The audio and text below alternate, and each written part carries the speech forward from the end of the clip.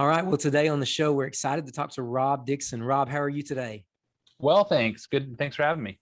Absolutely. Absolutely. Rob, you're about to release a brand new book called Together in Ministry, Women and Men in Flourishing Partnerships. But before we dive into that, I would love for our audience just to hear a little bit about your story. Help us to get to know you a little bit. Yeah, sure. Well, again, thanks for having me. So I live in Central California with my wife, Amy, and we've got 4 kids. The oldest is in college and the youngest is a 7th grader. Um, my day job, I've been working for 25 years with InterVarsity Christian Fellowship. So that's college ministry. And I help oversee our work in Central California and Southern Nevada, number of campuses there. Along the way, I've sort of picked up a couple of side hustles. So I do some adjunct teaching at Fuller Theological Seminary and Fresno Pacific University, and I love it. Being in the classroom is very fun. I'm eager to get back in the actual classroom, ready to be done with Zoom teaching.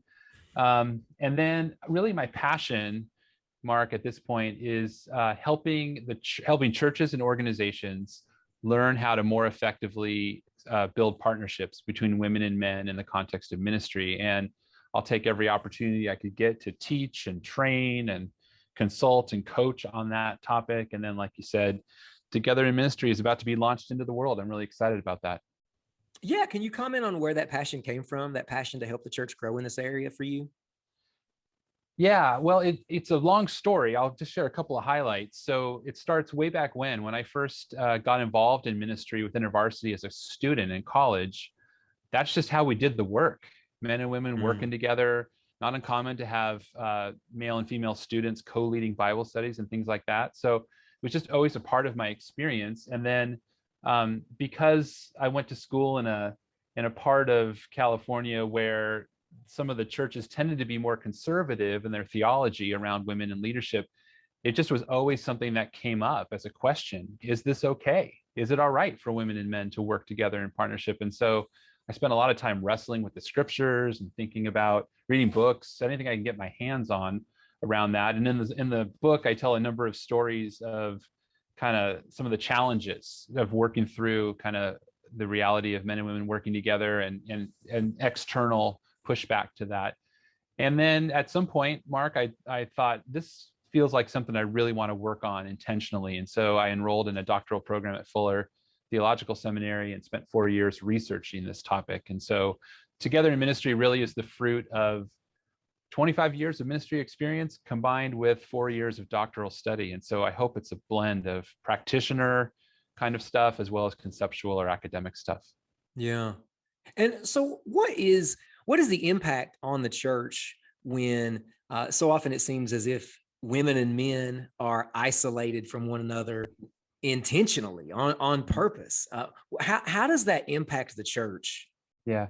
Well, I'd argue that is the default setting, that this sort of isolation you're talking about is the default setting, and really centuries of church ministry has been built on that model. So men are available to do these things over here, this set of things, whether it's preaching or senior lead pastoring, making the decisions in the church. Women are allowed to do these things over here, and nary the two shall meet, even when there's a lack of fit. So it could be that a man isn't a good fit for whatever the role is, but a woman who might well be a good fit for that role is not acceptable for the woman to sort of cross over that line. So yeah, I think it's been harmful in a lot of ways. So number one, for women who don't have access, aren't able to use their gifts, aren't able to express their calling because of the ceiling that's put on what they're able to bring to the table. I think it's been harmful for men as well. Again, I think for some men probably shouldn't be doing the things that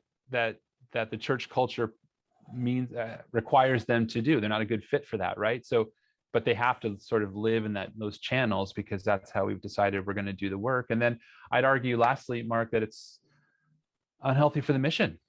I think the mission of God will move forward more effectively when every person is able to use their full gifts and calling to advance the work. And so if we have a vision for men and women working together in partnership and being able to put all those gifts in play in mission, I think it will accelerate what we're trying to do. Yeah. And so in the book, you give a definition for this Together in Ministry model. Your definition, I'll read it. Flourishing mixed gender ministry partnerships. and you unpack that in the book. Mhm. But could you give a little glimpse? What do you mean by that? Can you unpack that here for us? Yeah, it's a mouthful, right? Flourishing mixed gender ministry partnerships. I should search how many times that phrasing appears in the book. I'm sure it's a lot.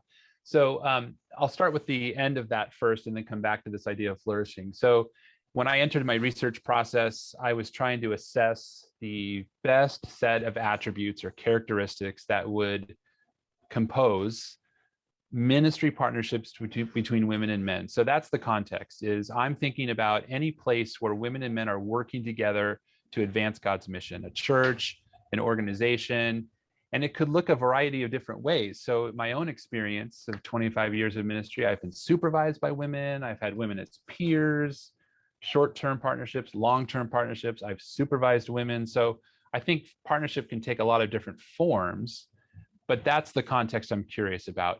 What does it look like to build fruitful, flourishing, thriving partnerships in the ministry context between women and men? And then flourishing, I'll just say real quick, for me, there's two dimensions to flourishing, and I write about this in the book, but one is these partnerships are personally satisfying. So at the end of the day, more often than not, you go home glad to work together. It's a life-giving, joyful space. Not every day, probably, but more often than not, it's a life-giving, joyful partnership to be a part of. So personally satisfying. And then the other dimension of flourishing is it's missionally effective. So it helps the bottom line.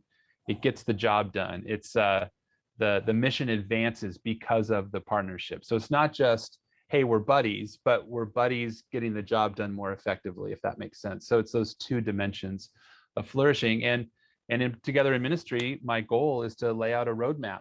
I think I call it a prophetic roadmap for getting that job done. Yeah. How much of because you referenced it earlier, this has been ongoing for centuries. Yeah. This is not a new issue. But a lot of times when we think about men's roles, women's roles, it only comes down to two categories: complementarianism and egalitarianism. Mm-hmm. Do you find those two categories helpful in the sense that when we think of it, this is the only way we can think about it, either in a complementarian way or an egalitarian way? Do you find those helpful? Can they be rigid? I guess in the sense that sometimes, do you find that those can limit the way that we think about what men and women can do in a church because we can only view it in those two senses? And should we maybe even try to think broader than the limits those two categories might try to put on us? Yeah, I mean, I think it's helpful for the purposes of conversation to have those two positions generalized, and we can talk about it. But I think with that said, there's a wide range of theological positions that people take on this. There's a lot of nuance, even within the realm of complementarianism. You have soft complementarians, and there's probably other ways to categorize things. So I think it's a little bit of a necessary part of a process to kind of distill down to those two terms. But I think for me, and I make this point in the book, I think everyone's got work to do theologically. So, I mean, what I'd say is the day at which I think that I'm a finished product theologically is the day that I need to be concerned, because we have an example in the New Testament of a group of people that thought they were fully formed theologically. It's the Pharisees, right? And their heart was hard and they weren't open to the new thing. So I always like to say, everyone's got work to do. I think churches need to do more theological work. They need to create more space for people to explore the scriptures on the topic of women in leadership. I think a lot of folks in the church, and I think this is true in my own organization, they have a theology, but it's not formed by a lot of really deep and intentional study, right? So I think my if I'm banging the drum here, Mark, it's for more study, more exploration. And then the last thing I'll say on this one is, whatever your theology, wherever you land, I think we need to learn how to hold our positions with humility, right? That there's a way in which how we hold our theology it feels sometimes just as important to me as what we believe. And I think in some ways we've lost the art of being able to disagree well. And so that's kind of the other thought I have is how can we create safe spaces to disagree well and hold our convictions with humility, willing to listen to the other side and explore the theology together. Yeah. And so as you think about the theology that we need to explore, can you paint a vision for us of what these together in ministry, what this together in ministry model might look like in Scripture? Where do we see it? What does Yeah, it look like in the Scriptures? sure. Well, I think number one, I probably don't have time to unpack all the scriptures on it. I think for me, though, the scripture speaks, it's like a symphony, and it's all on the same page of music, and it speaks together. That the music illustrates this egalitarian paradigm, to use the phrase you mentioned earlier, this idea that women and men are called to jointly do ministry, steward God's creation together. And that picture finds its first iteration in Genesis. And so I'd start there probably, Mark, this idea that in Genesis 1, men and women are created in God's image. That's Genesis 1:27, I think, right in there, that section where two things become clear. One, that we share the image of God, that in some mysterious way that I don't fully grasp, I think sometimes, that we are co-created in God's image. God's image is reflected in women and men together. There's no evidence in the text in Genesis 1 that, Adam has 80% of the divine image and Eve has 20, or it's not even 51-49. It's you together bear the image of God. And that's significant. And then the second thing in Genesis 1 would be that Adam and Eve are called together to steward creation, that I think the term there is joint, they're exercise dominion, fill and subdue the earth, right? That there's this command given to the first humans to lead. Co-regency is the term there. So, and I think that's significant as well. There's no evidence in the text that it's not like God says, Adam, you take the lead on this project. Eve, you make sure Adam has what he needs to be successful, support, right? It's not that, it's together. You are to do this work together. And so Genesis feels foundational to me. There's more pieces to the puzzle that emerge later in the scripture, but let's just recognize that Genesis is God's design before sin. God's plan A, if you will, for how to express the work is women and men working together to advance God's mission. Yeah, because in the book you really bring out the significance of that Genesis passage, those first two chapters. What is it? I wonder if you could continue to speak to that. What is it that's significant about that? Because that's just something that you don't really hear brought out a lot in this conversation of what men and women in the church. It's where we go to First Timothy, or Sure. people are going to go to these other passage, and you are going before the fall, Genesis 1 and 2. Can you talk just what is it about that specific passage that you think is so significant for this conversation? Yeah, good. Yeah, thanks for that. I mean, I just think it's the look we have at God's heart for women and men working together before there's any sort of taint of human sin. That comes in Genesis 3, like you said. So this really is this unfiltered look at the heart of God for women and men working together. And the emphasis in Genesis 1 is on equality and mutuality. And, so for me, that really sets the baseline. And then we ask the question, what happens in the rest of scripture? How does a passage like 1 Timothy 2 align or not with Genesis 1, right? And so again, I view scripture as a symphony. Every part needs to play on the same piece of music, right? And so that all works together that way. So yeah, I think let's 1 Timothy 2 is an important passage to talk about, and I will engage that whenever possible. But let's make sure we look at the whole of scripture, and it starts for me with Genesis. Yeah. Do you think that when we think about the way women and men may be, isolated, put in separate categories and places in the church, do you think that some of that is rooted in maybe there is just not enough, I guess, robust understanding of what it means that men and women are created in the image of God? Yeah. Do you think that is missing in our theology, in our minds, the way that we just interact with one another? Yeah. Well, I'll say this. I think we would do well to recover a sense of wonder at that truth you're talking about, that men and women are created in the image of God. I think for me, I fall into the trap sometimes of just, taking that for granted a little bit. Yeah, we share God's image, but let's just stop and think about that for a second.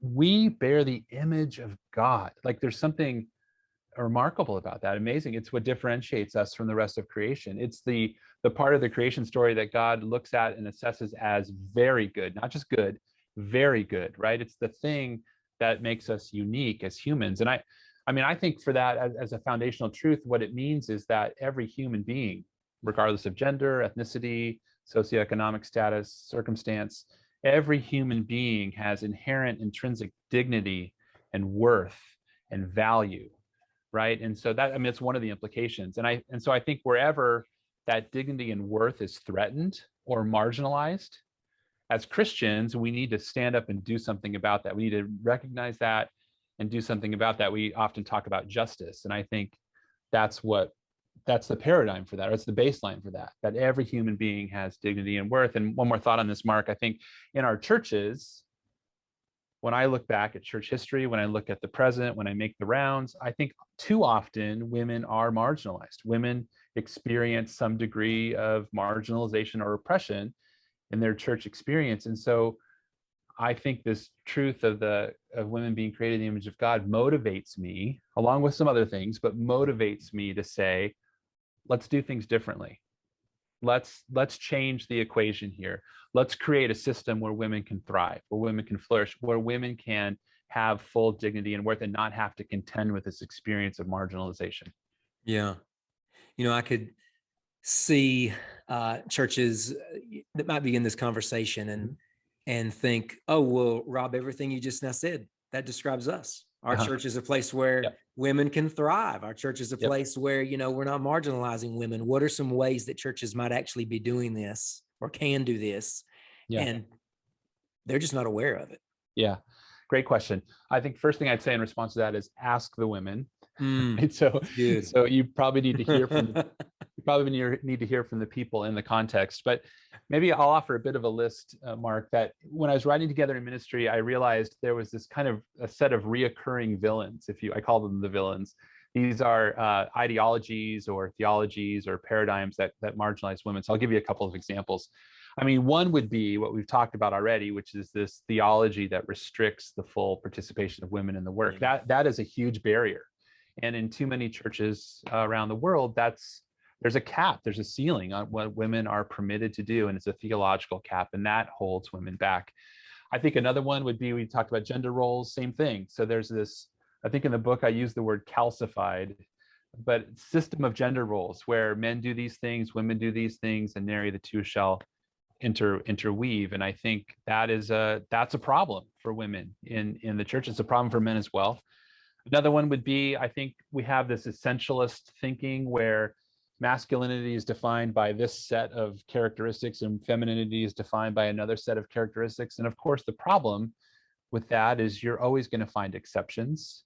I think if I say this sometimes, if I had a magic wand and can change something about the church, one of the things I would change is, let's not work off of taxonomies that purport to say this is what masculinity is, this is what femininity is, that are rigid. Let's just instead say, who are you?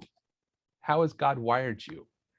Regardless of how that aligns or not with the gendered stereotypes, who are you? And how can we put who you are to work to advance God's mission, right? So that's another one. A fourth one would be, I think there's a bent towards silence in the church around issues of gender. The church is not making space to talk about, men and women working together, women in leadership theology, sex and sexuality. I think generally speaking, this is not true of every church, but too many churches have a hang up about that, or creating spaces to talk about that. And one of the things I know from working with college students is they're hungry to talk about those things.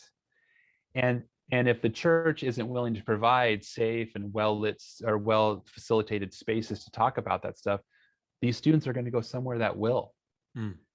So can we as a church create well-curated spaces to talk about these topics? And then one more thought, I have a whole chapter in my book on what I call adverse gender dynamics. So these are below the radar, often subtle, but potent dynamics that trip up women in organizational life. And a colleague of mine has done research, and she identified 27 examples of that. And that comes out in that chapter. There's this long list. I mean, one example would be, probably your listeners know the idea of mansplaining. It's this sort of like, well, actually thing where a woman says something and then a man says, well, actually, right? And that's a dynamic that, if we're not careful, trip up women, that marginalize women, that make them feel less than, right? And so that's a whole nother thing. Can we develop a radar as individuals and as a community to see those dynamics and mitigate them? So there's a list for you of things that I think marginalize women in church life. Yeah, I love I love the way that you answered that right off the top. I believe it was this last question, talking about asking the women what what they think, how do they feel in this congregation, this church. There needs to be more spaces for conversations like that. Would you agree? Definitely. Yeah. Yep. And Yep. one of the things that you talk about in the book is you talk about power, Mhm. and sharing that power. And so how could a church that's maybe not used to sharing power Mhm. the way that you're describing, how could they begin to just redistribute the power in a local congregation, so Sure. that so that we're getting this picture of together in ministry? Yeah, great question. Well, first thing I'd say is I think we need to talk more about our theology of power. Mm. So I think we, meaning the church, organizations that I've worked with, we just sort of, what's the right way to put it? We import the world's view of power, and we don't sort of take a second and say, what does the Bible say about power? What's our theology of power? What's our philosophy of power? And so I think that's the first place to start, is what's our concept of power? And for me, one of the key texts there would be a passage like Philippians 2, where Jesus, starts out with like ultimate power in heaven, God, and then proceeds to make a choice to divest power, to do the incarnation, then to take the cross, right? So it's this open-handed. A person in my research, Mark, one time was talking about power, and on the Zoom, I could see them. They held their hands, open palms up, and said, this is the perspective of power that I think we need to have. Open-handed view of power, as opposed to a clenched fist view of power that I think is so common in the church, or in the world, where you keep the power you have, you keep it close. If you get more, you hoard it, kind of, and you protect power, right? So it's this open-handed vision of power. In terms of what churches can do, I mean, I think one of the best exercises I ever did with my team, this is a few years ago, was we sat down, and I tell the story in the book, but we sat down and we said, okay, who on this team has power and why? And we just interrogated that. And we used a book by Mary Kate Morris. It's called, what is it called? I'll have to look it up. I'll send it to you. Making Room for Leadership. That's it. Making Room for Leadership by Mary Kate Morris. And her thing is, she has how much power someone has. She uses space as a metaphor for that. So how much space you take up is a representation of how much power you have. The more space you take up, the more power. Less space you take up, the less power.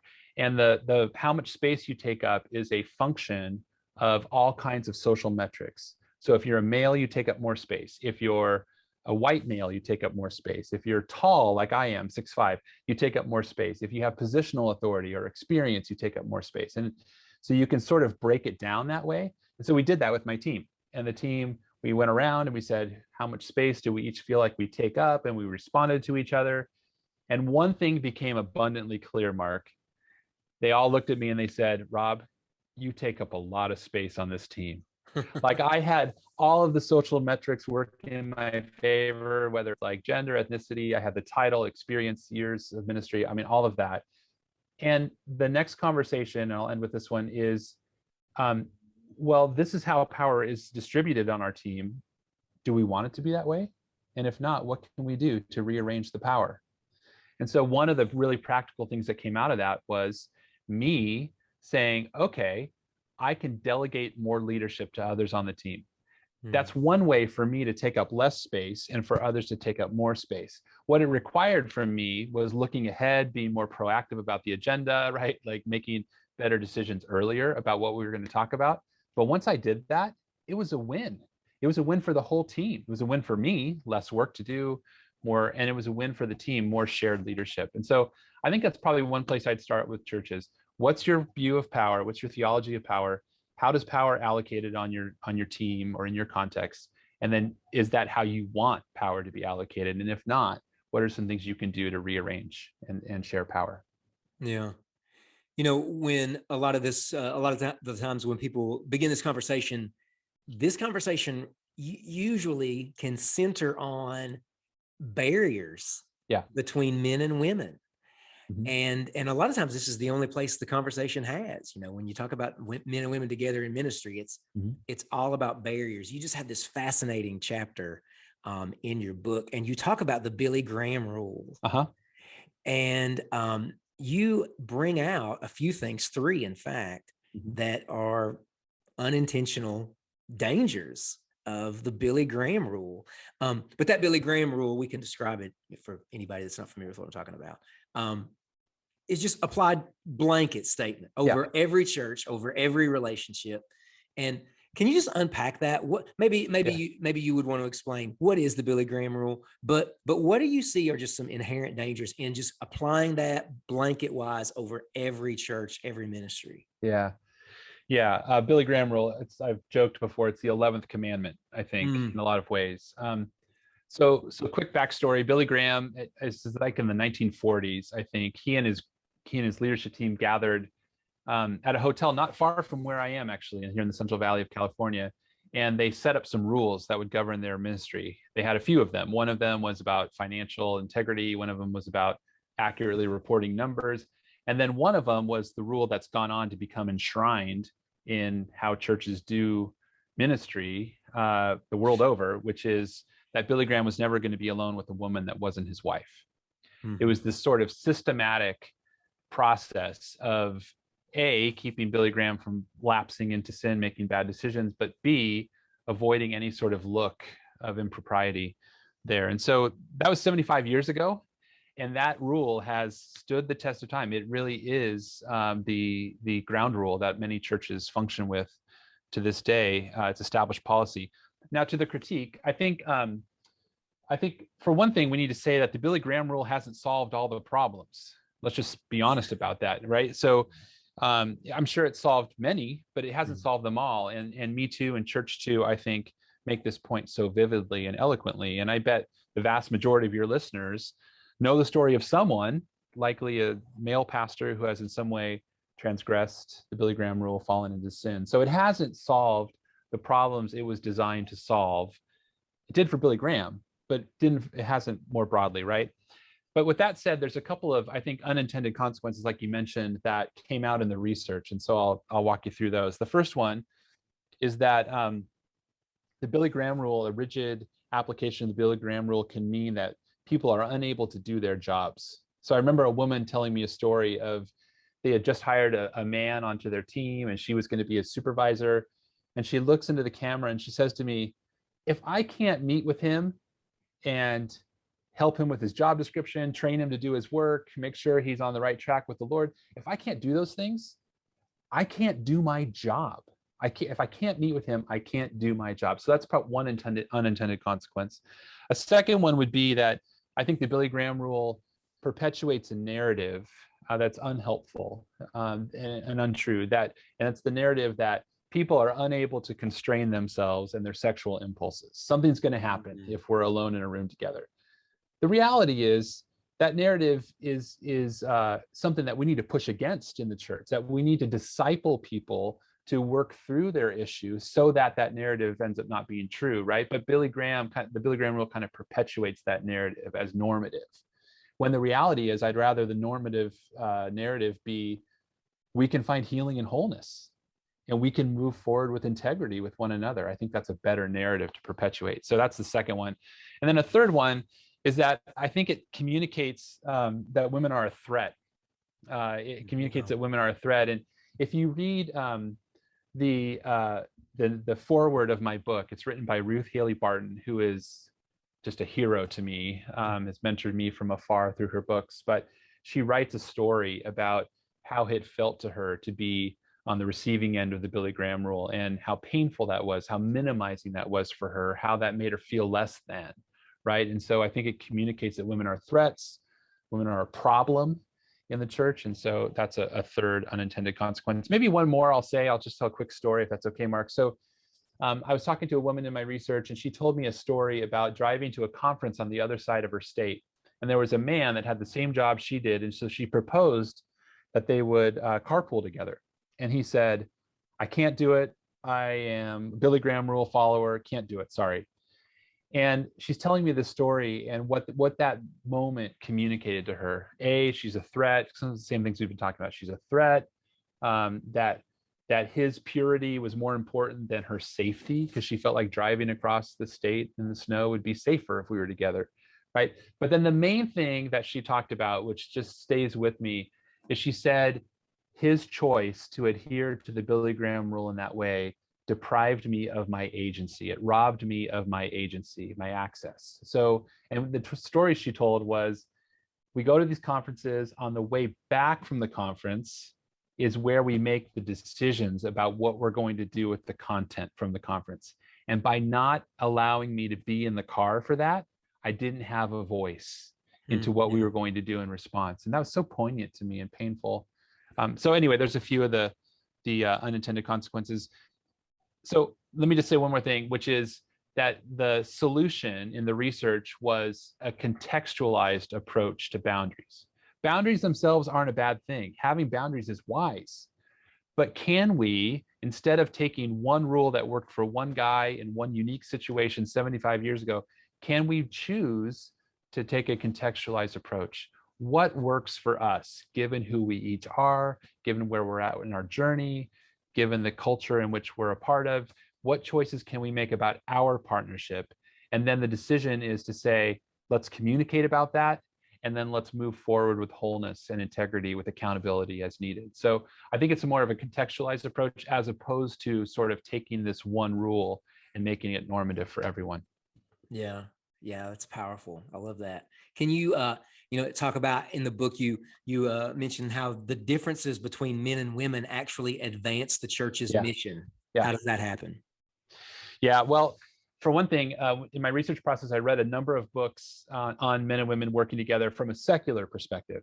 So from the business world, corporate America, right? And one of the things that struck me, one of the things they all have in common, is this conviction, and it is a bedrock conviction, that difference is beneficial to the bottom line. I mean, these books have this sense that the more diverse your team is, and the more that diversity is empowered, blessed, sanctioned, that the better the bottom line will be. I'll put it another way. One of the books said, I remember, that diversity equals dollars, is what they said, right? And I think corporate America's figured that out. I think it's a perspective that the church needs as well.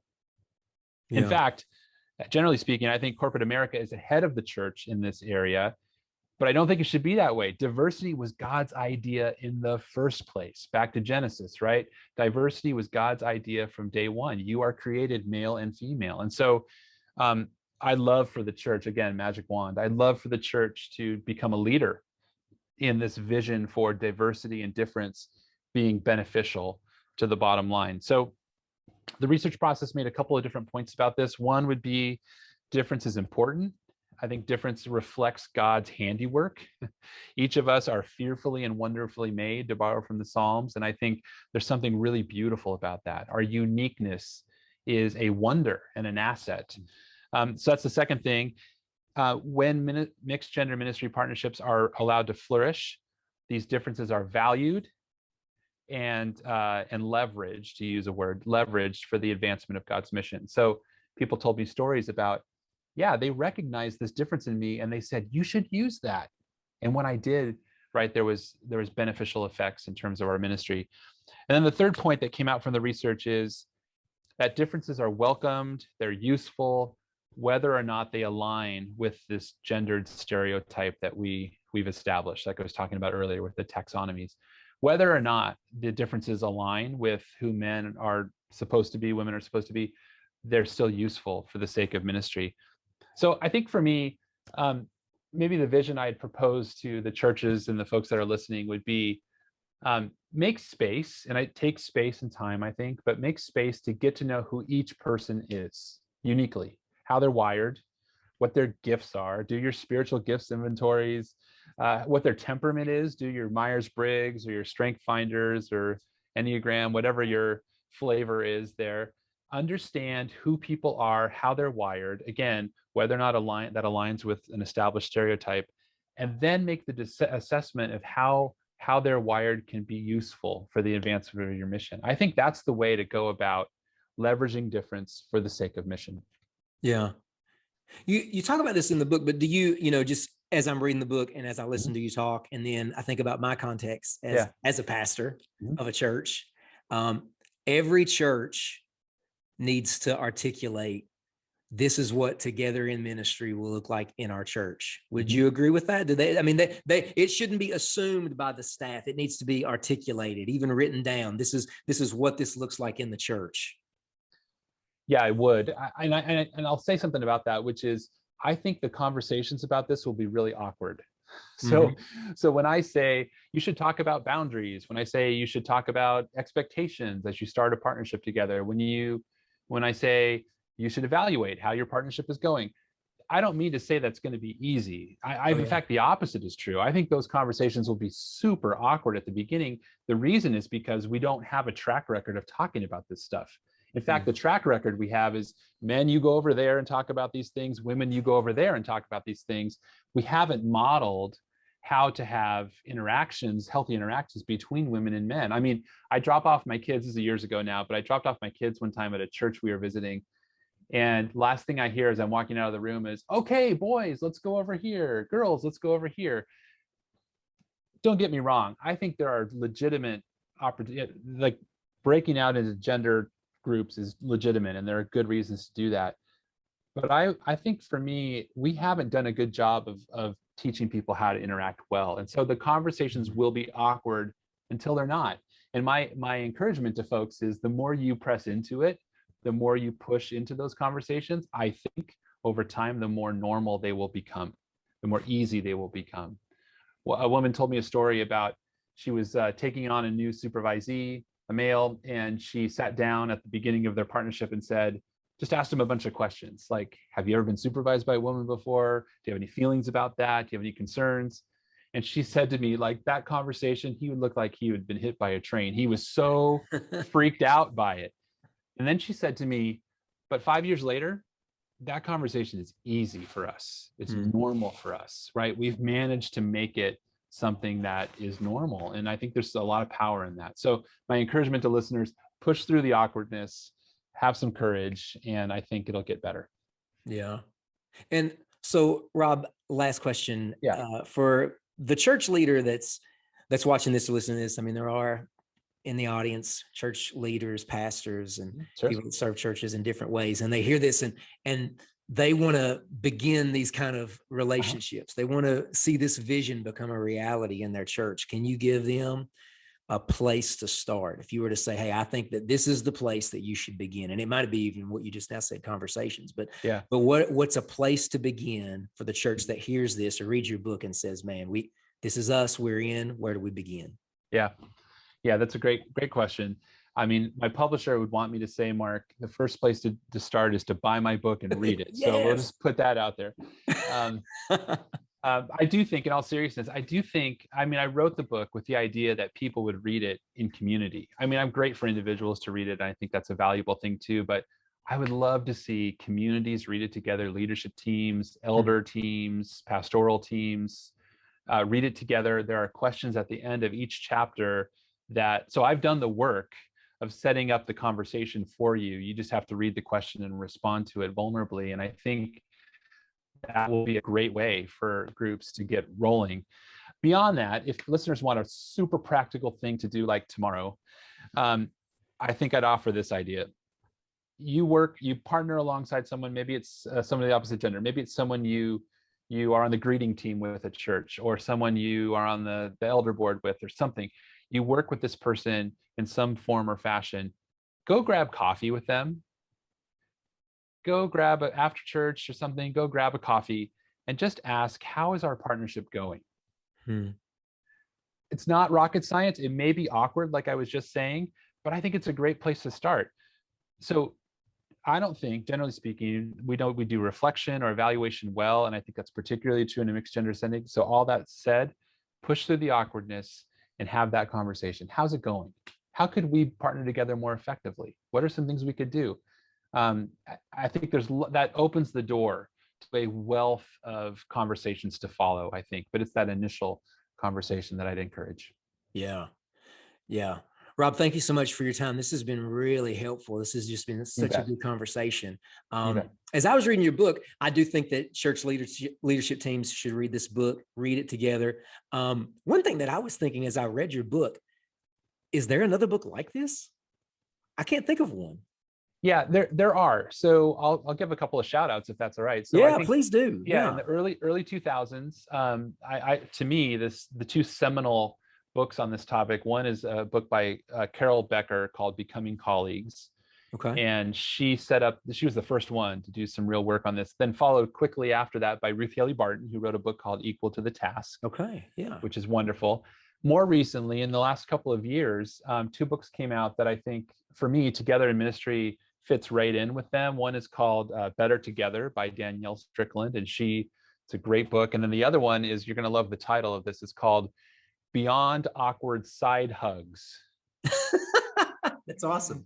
by a South African pastor who lives in California here named Bronwyn Lee. So there's those four books right there, and I think I'm super proud to have Together in Ministry join the canon of those four. Yeah, man, that is so helpful to mention those. We'll link to all those in the show notes. Sure. But Yeah. that was, man, that's really helpful. Rob, this has Yeah, been great. just to say, I feel like God's doing something around this right now. It feels like a Yeah. moment to me, right? And time will tell if that's true. But I think it's the proverbial like oil tanker trying to turn on the sea. It takes a long time to turn that ship, right? As opposed to a smaller boat. I think the church can be like that, a long turn.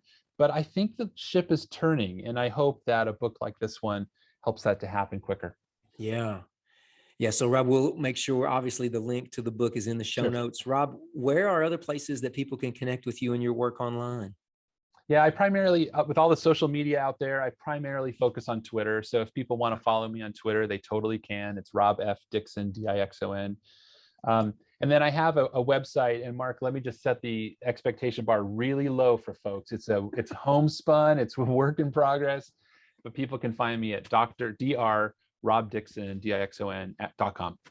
Okay. All right. Yep. All right. Well, we'll make sure to link to that as well. Sure. Hey, Rob, thanks so much, man. This has been great. Thanks for coming on the show. You bet. Thanks for having me.